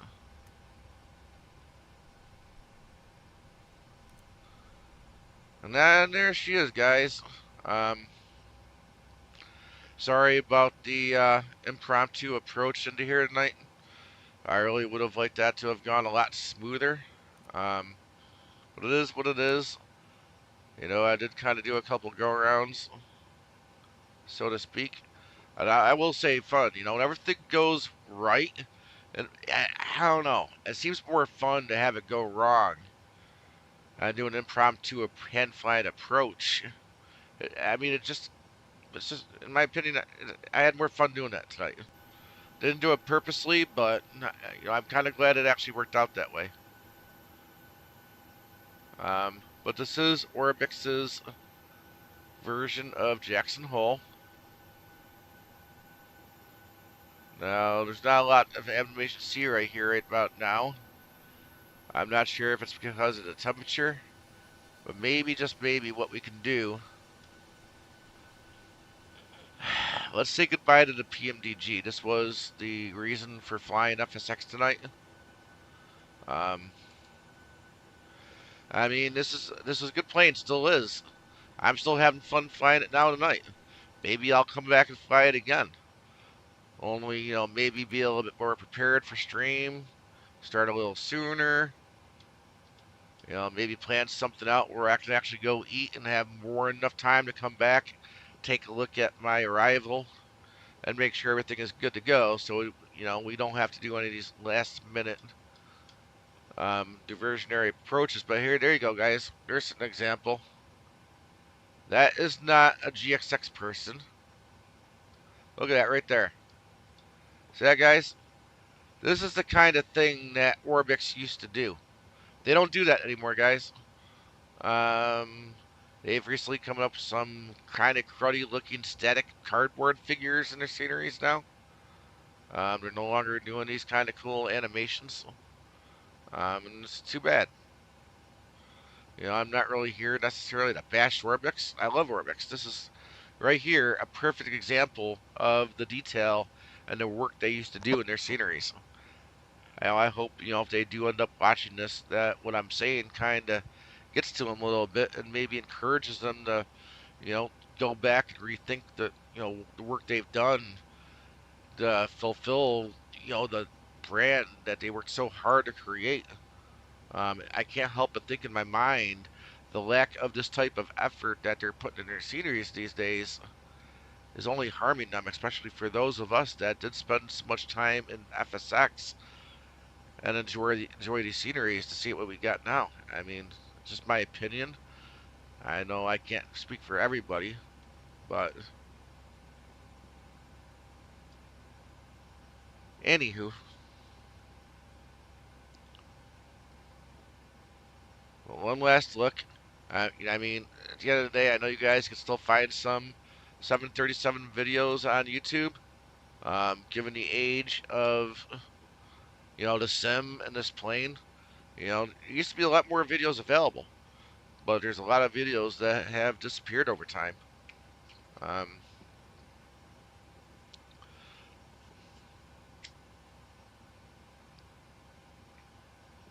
well, let me go ahead and see if I can remember how to change plane, and I can. Hopefully this doesn't crash on us. Scary blue circle, there we go.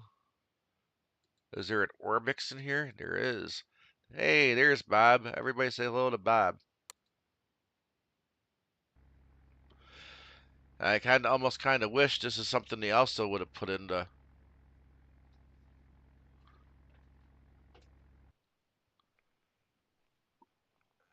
Okay, Control E. Let's go for a walk. There we go. There's Bob. He wants to go for a walk. There we go. This is Bob walking. I just can't remember how I'm supposed to steer him. Oh, there are other pedals. There we go. Go a little faster. Bob's running too fast. Slow down a little more.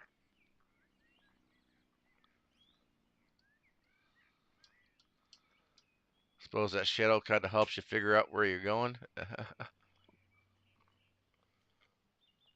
They should find a way to bring Bob into 2020. That would be kind of awesome.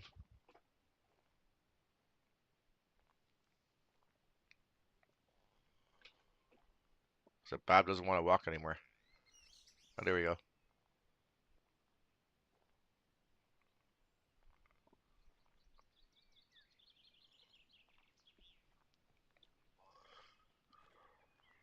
Hit the throttle a little bit. But yeah, look at this. Didn't see it from the plane, but yeah, there's the guy carrying the luggage.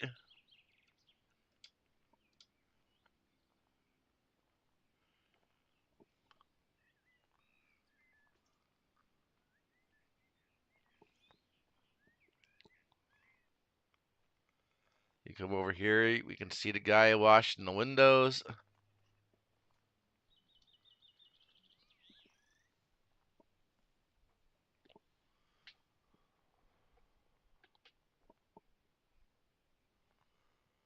Hey guy, hey over there, you missed a spot. Haha, I know, very funny, right? Oldest joke in the world.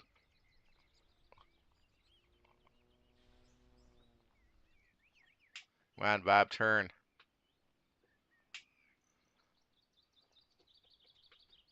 Here we go.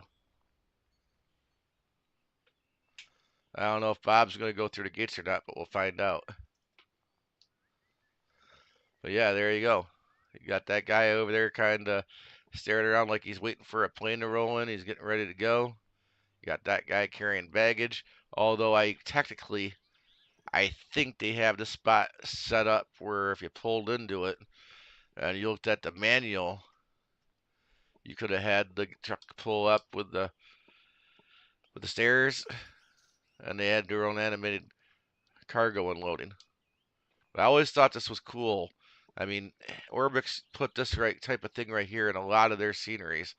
You know, you'd have people standing around waiting, chatting. Um, One of the most famous ones I loved the most was more of a general aviation airport. It was Jefferson County International, OS9, with a Spruce Goose Cafe. Was it Spruce Goose? Maybe I'm wrong on the name, but it was something kind of unique like that.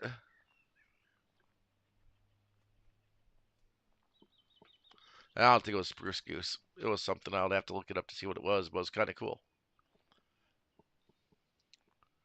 But here's a perfect example of that. Look at this over here.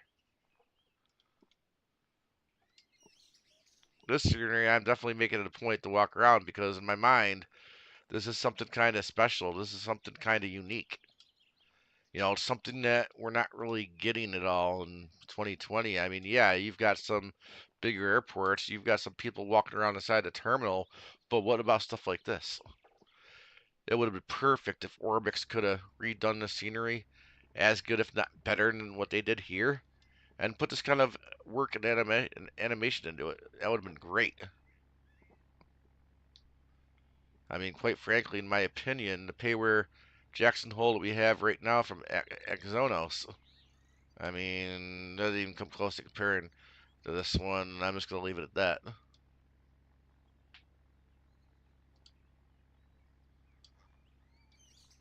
I do believe there may be some other things to see. I don't think there's anything past that fence, but I think if we come around to the other side, I mean, Orbix really did in this airport kind of go all out and pretty much model everything they can kind of think about.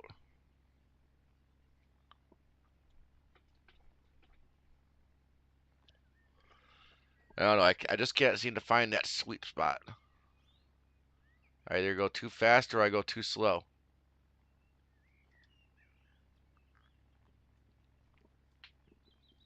I don't think they modeled the inside of the terminal at all, but we could take a look at that. It's alright, don't mind me. I just want to get to the backside. See what we could see.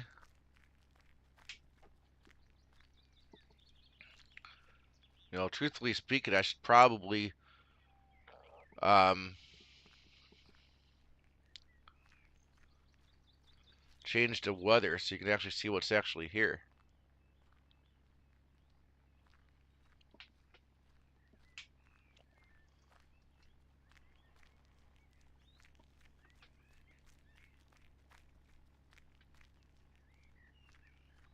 Yeah, why don't I try to do that real quick?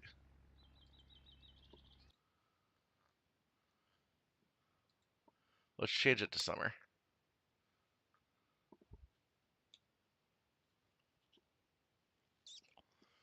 Unfortunately, that's not something you can do real quick.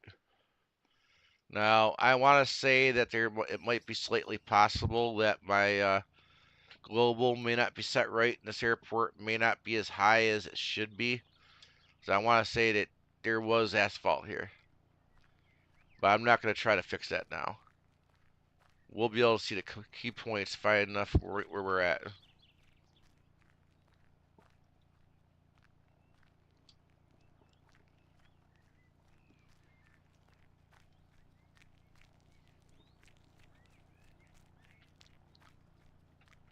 I could have swore there was something back here modeled. Maybe I'm wrong.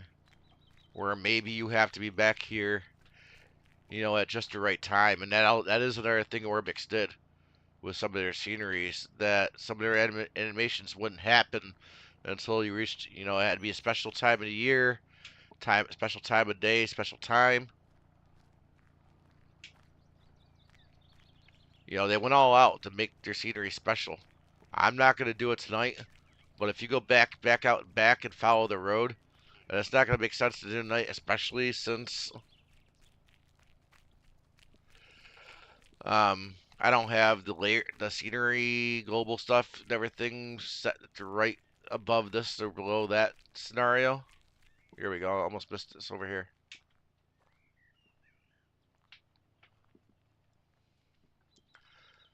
That you're not going to be able to follow the road, but this is one of those airports that if you go out there on the road and you follow the roads in and around a little bit, they modeled something else. Definitely off the airport. I believe for this scenery, I believe it was a small country general store, I think. I almost kind of want to say you can go inside and look around a little bit.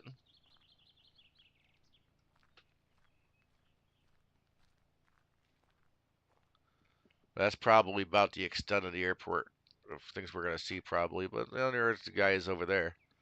I'll just stop here and we'll zoom out and see what they're doing. But yeah, they're just over there having a good time checking out that plane. But come on, guys. What other scenery do we currently have in 2020 that shows this level of detail? Um, to me, this is crazy. I wish we could have more of it. So come on, ORBX, get it together.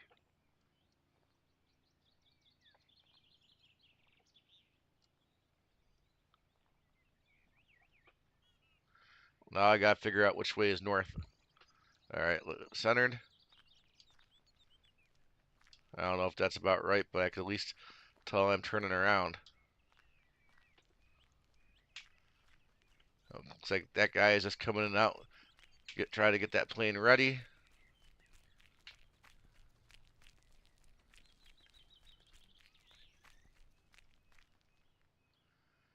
Yeah, you got the car. You got the door open. I don't know if that's an actual AI plane or if that's static, but I thought that's what I saw. Yeah, I think it's static. That guy's just kind of perfectly sitting still.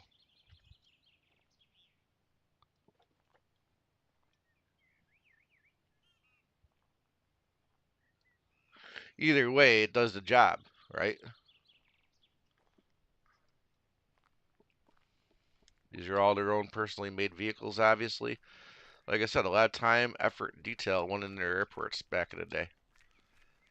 And those watching, I'm not sure what you think or how you feel, but I'd like to think some others like me kind of feel the same way, that the ORBX we have today is just not the same ORBX we had back at this time. It's kind of like Captain Sim. I mean, back in this sim, the planes they did, you really couldn't call junk. I mean, they were pretty good.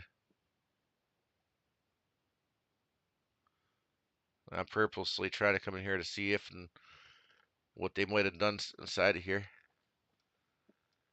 Well, it doesn't really look like they modeled it. But you kind of see the guy cleaning the window from the inside. He's working hard.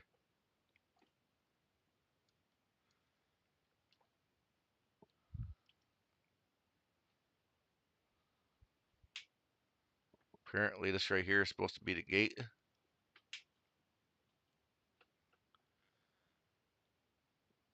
Excuse me, man. Just trying to get by you.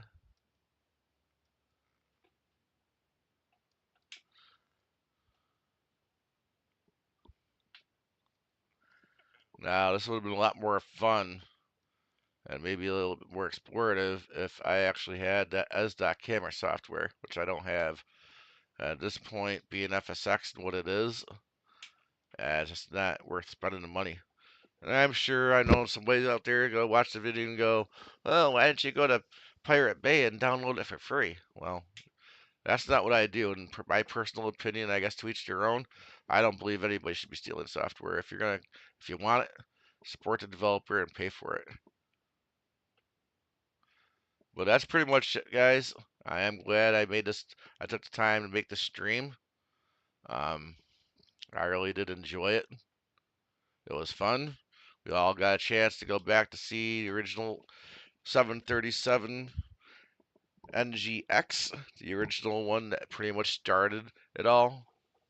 Um, so before I end the stream, there was one thing I was thinking. This week I'm probably gonna do whatever, but tomorrow night I'll probably be back at X-Plane. I'm gonna give it a 350 a try. But I think we'll be in Denver again tomorrow night, back at X-Plane. We'll fight a Flight Factor A350 in the Las Vegas. I did give it a trial run last night. It's definitely working in X-Plane 12. It's got a quirk or two in it. I did discover you kind of have to load the plane via the built-in X-Plane loader. I'm not sure what it's properly called, but I definitely discovered do not try to use the tablet to load the plane because it will throw all the weight in the back of the plane and it just won't be good or enjoyable. But starting next week, what I'm thinking of possibly doing, I haven't nailed it down yet, but I'm thinking like maybe every week, Monday, Tuesday, fly X-Plane, Wednesday, have a throwback Wednesday maybe, and every Wednesday we can come back into this sim and like maybe next week on a Wednesday, maybe we can load up the Quality Wing 787 and take a look to see what it was like back then, just in case we ever do get a Quality Wing 787 in the sim. So we kind of have a general idea of what we can expect in the new version. I obviously we know that we got the Pmdg 777 dropping.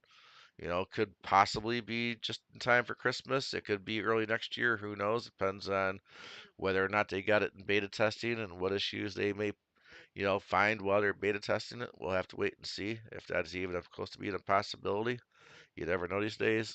So maybe it would be nice to, jump into Pmdg 777. Um, other planes we can take a look at. For example, I do have the TDFI Design 717. We could take a look at that plane and try to compare it to the Joke Captain Sim put out, about a month or so ago. Let's see, what else do we have that we could take a look at and try to have some fun with?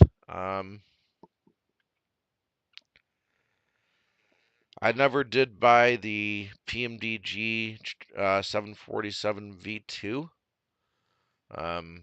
I've definitely seen a few videos of it on YouTube, but I never got a chance to buy it. I pretty much took a multi-year break from flight sim. Came back to it just as 2020 came out. By that point, wasn't really sure it was worth installing FSX. And at the same token, I guess we might as well mention that Pmdg did pull all its FSX products off the shelf, around that time as well. So it's not even an option to buy it. But I do have the original 747. I mean, it might be fun to take a look at that. We all kind of know what we have available on X-Plane for a 747. In fact, an X-plane, there is no such thing as a 747-400 at all. I mean, you do have the Dash 8, you do have the 200, which the 200 is probably the best out of them all, if you don't mind, flying classic style with the INS, which is something I don't know how to do, and I'm not even sure if I want to. I don't want to. I shouldn't say I don't want to, but I don't think I necessarily have the time to try to learn how to fly INS and then remember it. A month later, if you stop and try to fly it again, and it's a lot of money to put down on a plane too.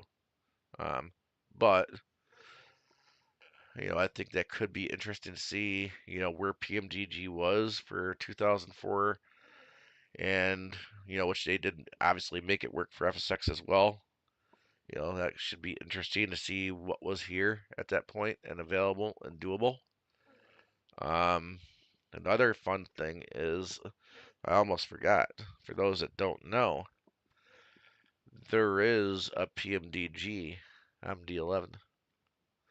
Now, I will note that I don't think I have that one at all installed.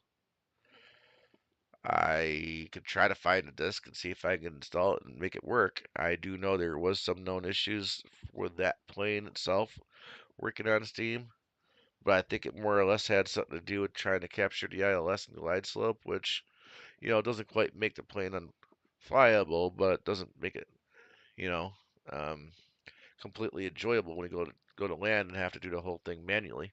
But like I said, I mean that's half the fun, manually flying the plane to the ground. Um, but I guess something else we could do just for kicks. I could attempt to install the Captain Sim 777.